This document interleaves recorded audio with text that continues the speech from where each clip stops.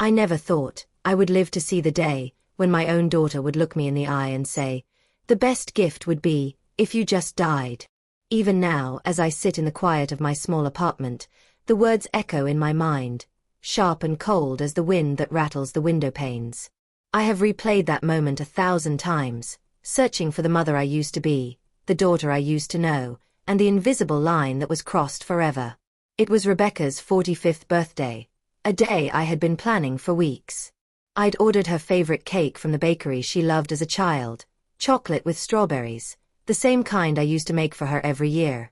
I spent $200 on that cake, a small fortune for me, but nothing was too much for my only child. I arrived at her house early, the cake balanced carefully in my hands, my heart full of hope that maybe, just maybe, we could have a day like we used to.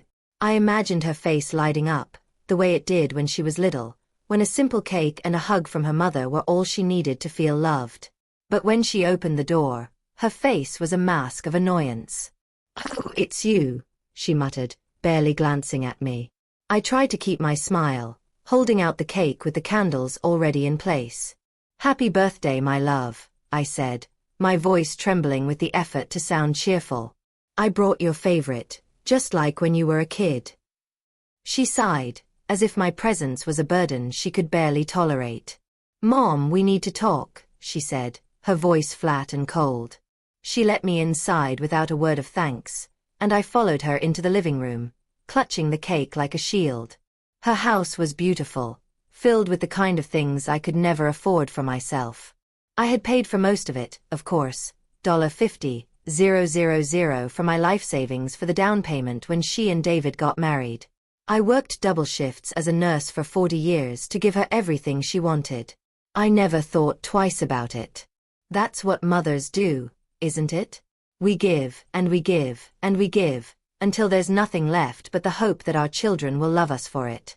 Rebecca sat on the edge of the sofa, her arms crossed, her eyes hard. "You know, Mom," she began, "I've been thinking a lot about my birthday, about presents, and about what would truly make me happy." I nodded, eager to please. "Of course, my love. Tell me what you want, and I'll get it for you. A trip, some jewelry, maybe that new car you mentioned." She cut me off with a look that chilled me to the bone. "The one thing I'd love most as a birthday present," she said slowly, "is for you to just die." The world stopped. I felt as if someone had ripped my heart from my chest. Her words echoed in my ears, over and over, until I could barely breathe.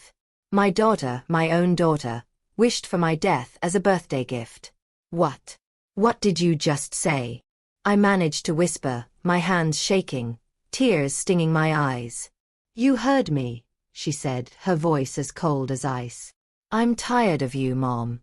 Tired of your constant calls, your unexpected visits, of you always being here, bothering me. My life would be so much easier and happier if you would just disappear." I stared at her, unable to move, unable to speak. 72 years of living, 45 years of being her mother, and I never ever thought I would hear those words come out of her mouth.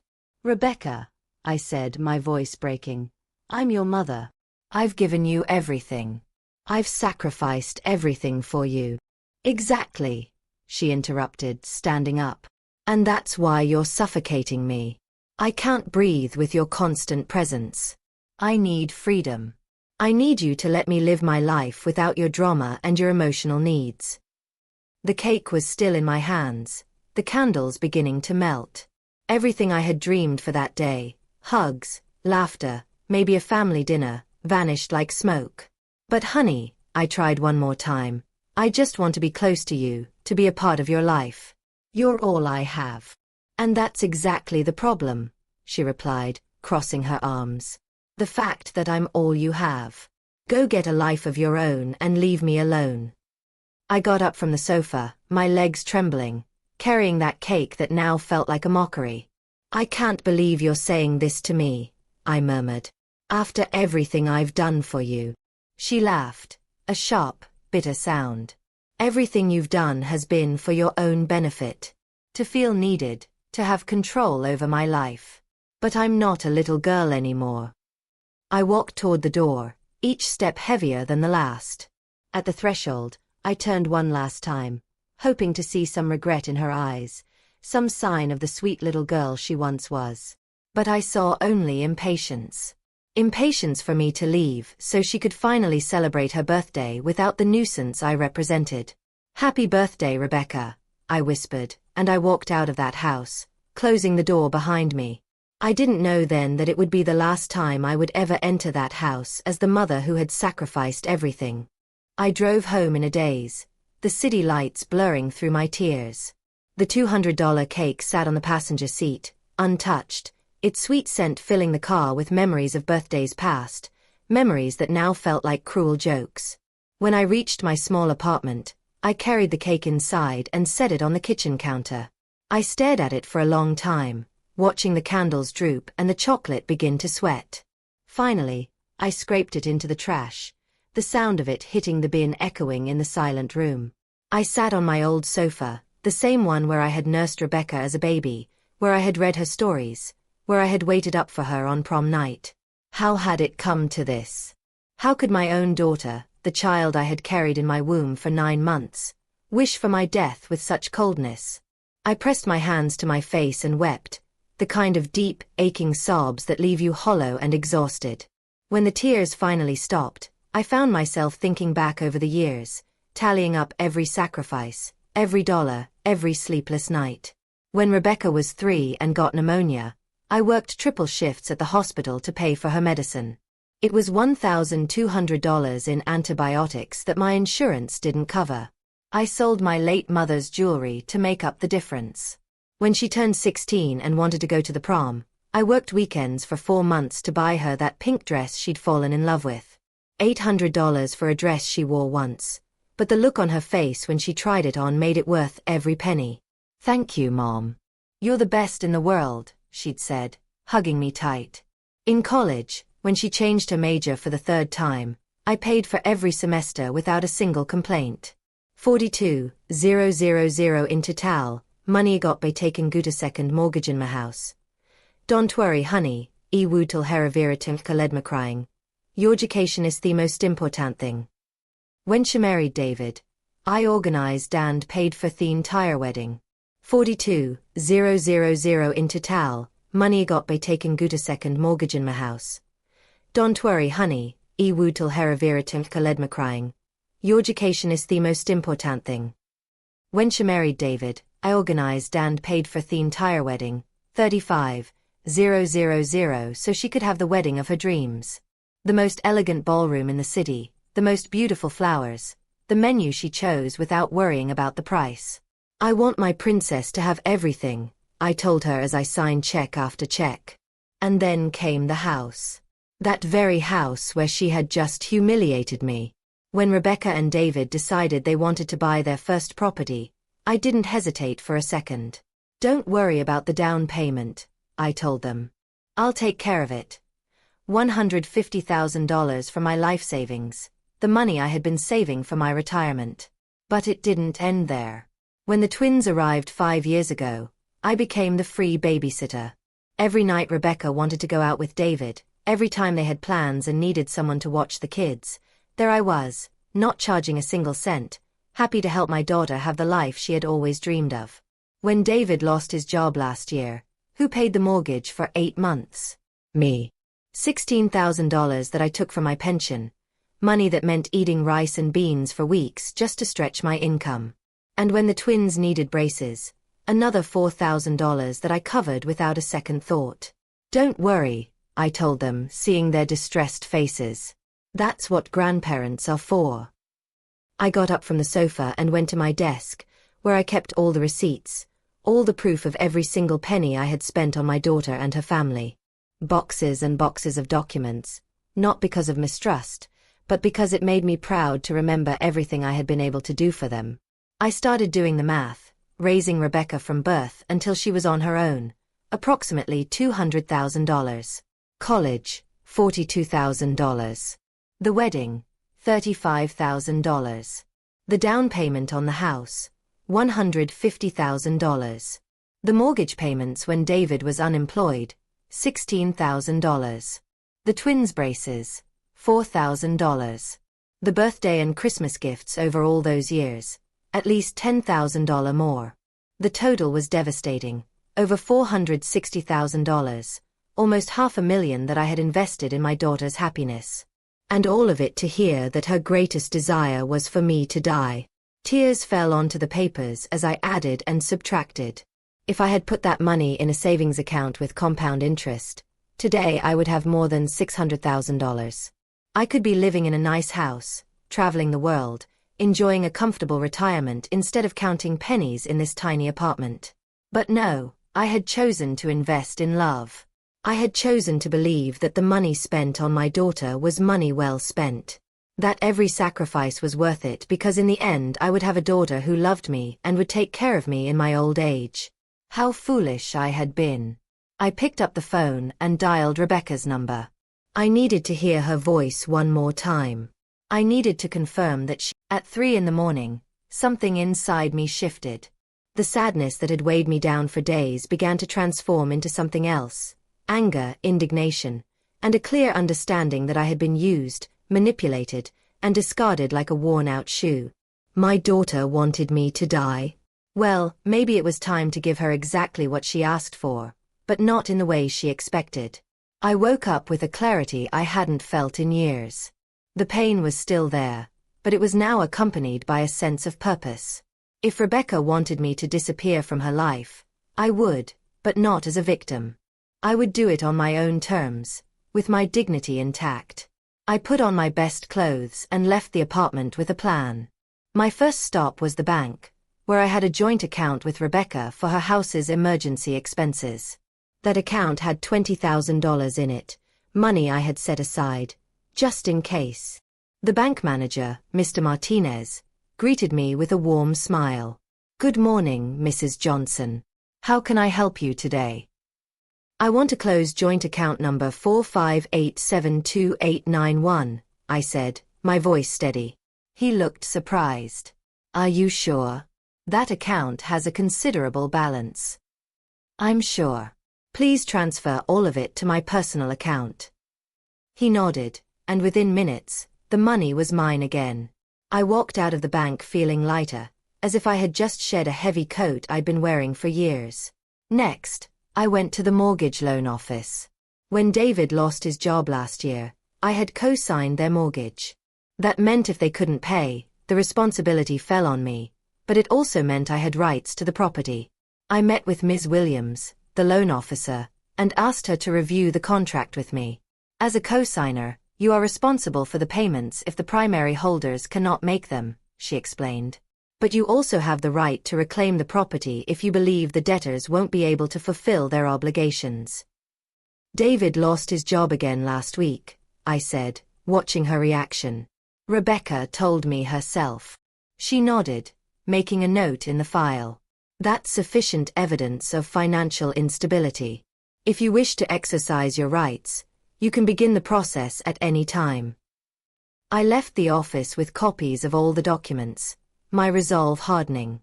My daughter had no idea of the storm that was coming. My third stop was my lawyer's office. Anil Adams had been a friend of my late husband's and knew my family situation well. He listened quietly as I told him everything, Rebecca's words, my decision, and my plan. "I want to change my will," I said. "Everything that was meant for Rebecca, I want to leave to a charitable organization. I also want to set up a trust fund for my grandchildren, but Rebecca can't access it until they turn 25. Anil nodded, taking notes. "Do you also want to change the beneficiaries of your life insurance?" "Yes. Anything with Rebecca's name on it, I want to change. My daughter wants me to die, but when I do, she's not going to receive a single penny from me." We spent hours reviewing every document, my $100,000 life insurance policy, my savings, my apartment, my investments. Everything that had once been designated for Rebecca would now go to the Orphans Foundation, where I had volunteered for years. "There's one more thing," I said as we finished. "I want to begin the process of reclaiming the house where Rebecca lives. As the co-signer, I have rights, and David's job instability is well documented." Anil's eyes lit up with understanding. Are you sure you want to go that far?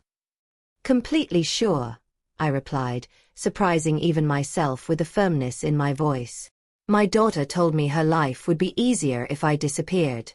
Well, I'm going to disappear, but first, I'm going to make sure she understands exactly what it means to live without me and without everything I've done for her. When I left Annel's office, it was already dark. I walked through the city feeling renewed, as if I had woken up from a very long dream. For 45 years, I had lived for Rebecca. I had sacrificed my own dreams and desires to give her everything she wanted, but no more. That night, I poured myself a glass of wine, something I hadn't done in years. Toasting myself was new, but it felt incredibly liberating. I took out my phone and dialed a number I had saved for months but never dared to use. It was for a travel agency specializing in retirees who wanted to live abroad. Good evening. This is Julieta Johnson, I said when they answered. I saw your promotion about living in Switzerland. Could you send me complete information? Of course, Mrs. Johnson. Switzerland is a very popular destination among our clients. We have several programs, from temporary stays to permanent residency. What kind of information do you need? Everything, I replied without hesitation. I want to know everything about how a 72-year-old person can start a new life in Switzerland. After hanging up, I stood at the window, looking out at the city where I had lived my entire life. Soon, all of this would be just a memory. My daughter had asked for my disappearance as a birthday gift, and I was going to grant it to her in the most spectacular way possible. What Rebecca didn't know was that her wish was about to become her worst nightmare. Along with the letter, I prepared a folder of all the legal documents I had signed that week. The change of will, the cancellation of Rebecca's health insurance that I had been paying for, the notification that as the co-signer of her mortgage I was exercising my rights due to David's job instability, and the cancellation of all financial benefits she received from me. It was a thick stack, 23 pages in all, meticulously detailing everything that was going to change in her life now that I had disappeared, just as she wanted. Your life will be much easier without me, the letter ended. But it will also be much more expensive.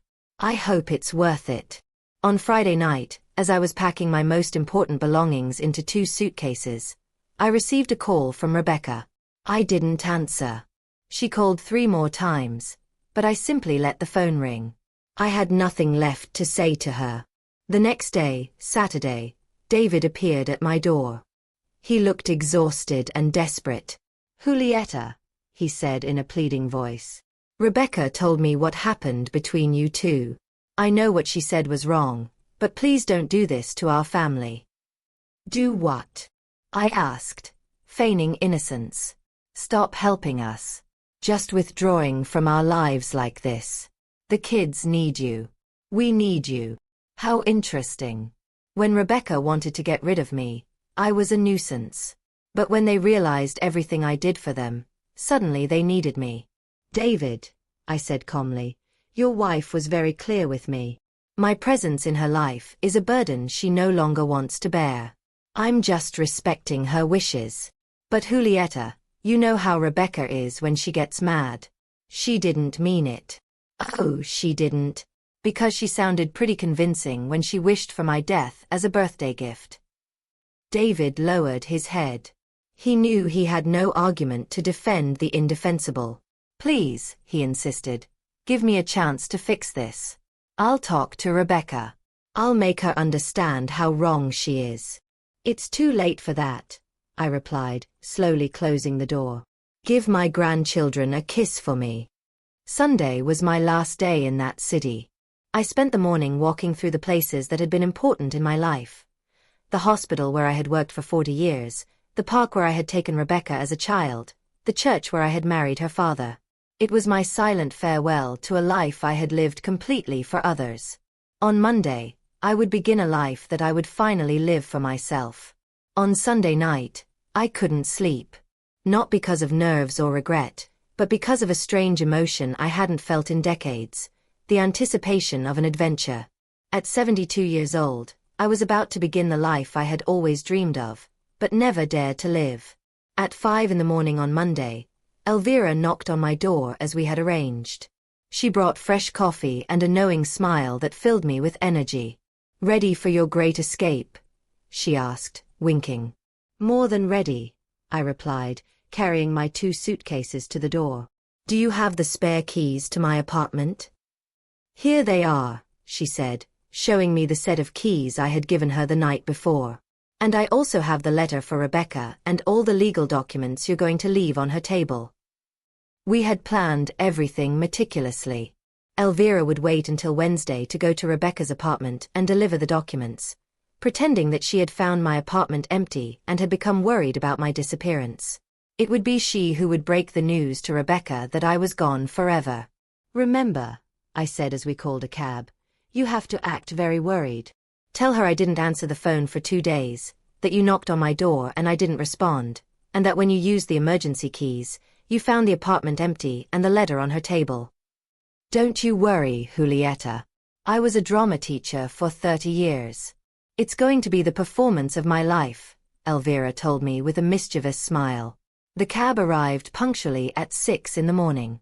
As they loaded my suitcases, I took one last look at my apartment.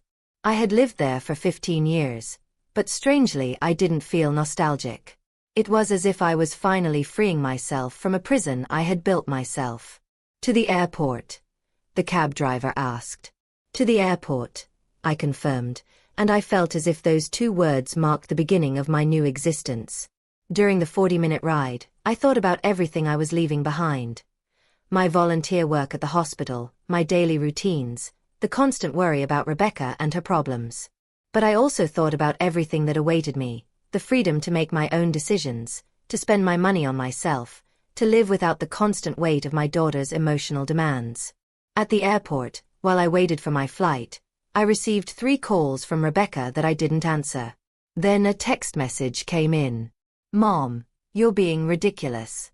The kids are asking about you. Call me." I deleted the message without replying.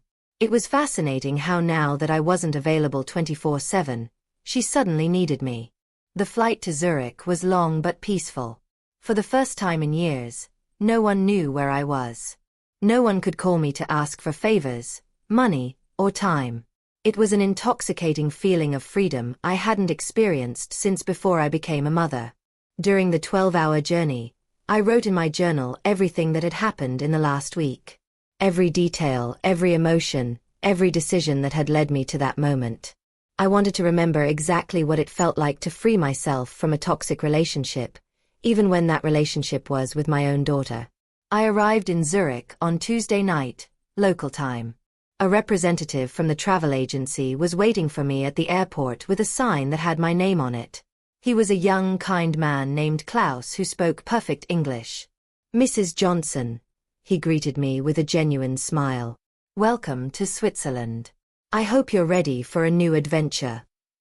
"More than ready," I replied. And for the first time in weeks, my smile was completely authentic. Klaus drove me through the quiet, clean streets of Zurich to a beautiful furnished apartment in the city center. It was small but cozy, with windows that overlooked a lovely park and a partial view of the lake. He handed me a thick folder with information about the city, places to eat, activities for people my age, German classes, social groups.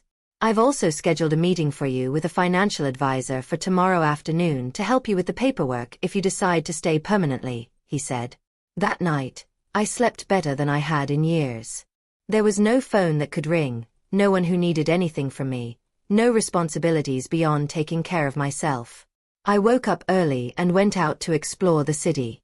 I had breakfast at a charming cafe by the lake, bought fresh flowers for my apartment, and for the first time in decades, I spent money on something completely unnecessary, a beautiful silk scarf that cost $100.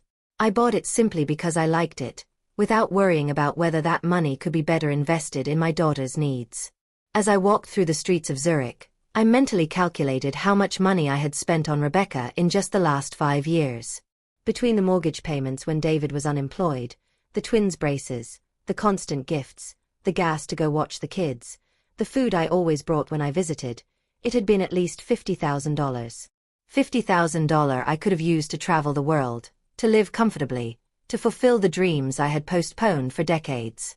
Instead, I had given it to a daughter who considered my love a burden and my presence a nuisance. At 2 in the afternoon, Zurich time, I calculated that it would be 8 in the morning in my hometown. Elvira would be preparing to go to Rebecca's apartment to deliver the letter that would change everything. I sat on a bench by the lake and waited. I knew that in a few hours, my phone would start ringing desperately. Rebecca would finally understand what it meant to truly lose me. At 5 in the afternoon, my phone started to vibrate. It was Rebecca. I let it ring until it stopped. Immediately it rang again. Again. Rebecca. This time I answered. "Mom," she screamed, her voice cracking. "Where are you? Elvira came to the house with a letter from you. She said you've disappeared. What's going on?" "Hello, Rebecca," I replied calmly, enjoying the Swiss lake as I spoke. "Did you read the letter yet?" "Yes, I read it. Are you crazy? How could you do this to us? Where are you?" "I'm exactly where I need to be," I replied. "Far away from you, just as you wanted. But I didn't want this. I didn't want you to actually leave. I was just angry. I didn't mean it." There it was, Rebecca's typical tactic, minimizing the harm she had caused, making me feel guilty for reacting to her cruelty. "You didn't mean it when you told me that your greatest birthday wish was for me to die?" I asked her, because she had sounded pretty convincing. I was just frustrated. David lost his job again. The kids are giving me problems at school. I'm so stressed. I shouldn't have taken it out on you. You're right. You shouldn't have. But it's done, and words can't be taken back. But Mom, please come back. We need you. I need you. How interesting. Now you need me. Now that you've read the letter about all the financial benefits you've lost. Now that you know you could lose your house. Now that you understand you'll have to pay for your own health insurance and find a sitter for the twins. Do you need me, or do you need my money? I asked her directly. There was a long silence on the other end of the line. "I need you," she finally murmured, but her voice didn't sound convincing. "Rebecca, for 45 years, I lived for you. I sacrificed my dreams, my money, my time, my opportunities. And when I finally needed to feel that you loved me and valued me, you told me you'd rather I was dead. Those words broke my heart in a way I will never be able to fix. I'm sorry, Mom. I'm so sorry. Sorry is not enough, Rebecca. The damage is done. And you know what? Maybe it was the best thing you could have said to me, because it finally opened my eyes and made me understand that I've been living my life all wrong." "What do you mean?" "I mean that for the first time in decades, I am living for me, and it feels wonderful." "Where are you, Mom? Please tell me," Rebecca begged, her voice choked with tears. "The kids are asking about their grandma. They don't understand why you haven't come to see them." It was fascinating how now that I wasn't available, the grandchildren suddenly missed me. For all those years, when I cancelled my plans to watch them, when I bought them expensive gifts, when I took them to the park while Rebecca went shopping, it was just what was expected of me. But now that I was gone, my absence was felt. "The kids will be fine," I replied, looking at the Swiss mountains in the distance. "They're resilient. What they will learn is that actions have consequences and that hurtful words can destroy relationships forever." "But Mom, please, you can't just disappear like this. What if something happens to you? What if you get sick? How will we know?" "Rebecca, in the last 5 years, I've had 3 episodes of high blood pressure that sent me to the hospital. Do you know how many times you visited me? None. You always had something more important to do. So, don't come to me now with concerns about my health." "That's not true," she weakly protested. "It is true. The first time I was hospitalized, I called you from the emergency room. You told me you couldn't come because you had a hair appointment. The second time was David's birthday and you were celebrating. The third time you simply didn't answer the phone." The silence on the other end of the line confirmed that she remembered every single occasion perfectly. I thought it wasn't serious, Rebecca murmured, her voice small and lost. Of course, because my health was never a priority for you. But my checks were. It's not about the money, she insisted, her voice rising. It's about you. I miss you, Mom. Do you miss me, or do you miss having someone available 24/7 to solve your problems? She didn't answer. I could hear her breathing, shaky and uneven, on the other end of the line. I let the silence stretch, letting her sit with the truth. I'm sorry, she whispered again, but the words felt empty, like a habit she hadn't learned to mean. I hope you learn from this, Rebecca. I hope you teach your children to value the people who love them before it's too late. I hung up, my hand steady, my heart strangely light. For the first time in decades, I felt free. The next morning, I turned on my phone to find dozens of missed calls and messages, most from Rebecca and David. The messages shifted from pleading to angry to desperate. Please, Mom, answer. The kids are crying for you. If you don't answer, we're going to call the police. The bank called us. You cancelled the joint account. How are we going to pay for emergencies? You're ruining us. I replied to just one message. I am fine. I am exactly where I need to be. Don't look for me. The response came in minutes. You don't understand what you're doing. You're going to ruin us. The mortgage lawyer called us. He says you can take our house. Now the truth was out. She wasn't worried about me. She was worried about losing the safety net she'd always taken for granted. That afternoon, I met with my Swiss financial advisor. He explained how my savings and pension would allow me to live comfortably for the rest of my life. For the first time, I spoke about my finances without worrying about saving money for Rebecca's emergencies. It was liberating to calculate my expenses based solely on my own needs and desires. You can also invest part of your savings in the Swiss economy, he said. The returns are stable and secure. In 5 years, you could double your assets if you invest wisely. Double my assets. How many times had I had that opportunity, but instead spent the money on my daughter's whims? On Friday, I joined a hiking group for older people. There were women and men from all over the world, each with their own story of starting over. I met a woman named Ingrid, who had left her home in Germany after her children treated her like an ATM. It took me 5 years to walk away, she said. But now I have peace. I have friends. I have myself again. Her words resonated deeply. For decades, I had confused emotional manipulation with love, constant demands with genuine need. Now, I was learning the difference. A week later, I received an email from David. He admitted that Rebecca's words were unforgivable, that he had been complicit by staying silent, and that the children missed me. I hope you are happy in your new life, he wrote. I replied, apologies after the fact don't change the damage done. I hope you teach your children to value the people who love them before it's too late. 6 months later, my life in Switzerland was flourishing. I had friends, hobbies, and a sense of peace I never thought I'd find again. My savings were growing, my health was better, and for the first time, I was living for myself. One spring morning, I received a letter from my grandchildren. Dear Grandma, Dad told us the truth about why you left. We miss you and we're proud of you for being so brave. When we're older, we want to visit you in Switzerland. I cried, not from sadness, but from the knowledge that I had finally broken the cycle. I wrote back, my dearest ones, the doors to my heart and my home will always be open for you. Remember, words have the power to build or destroy. Choose kindness, always.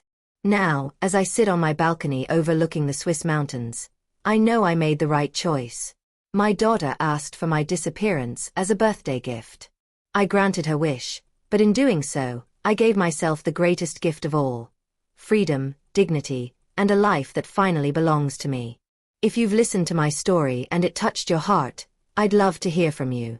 Have you ever had to choose your own happiness over someone else's demands? Share your thoughts in the comments below. I read every single one. If you want to support more stories like this, Please give this video a thumbs up and subscribe to the channel. Your support means the world to me and helps keep these stories alive for others who need them. Thank you for being part of my journey, even if just for a little while. Remember, it's never too late to choose yourself. With love and respect. Julieta.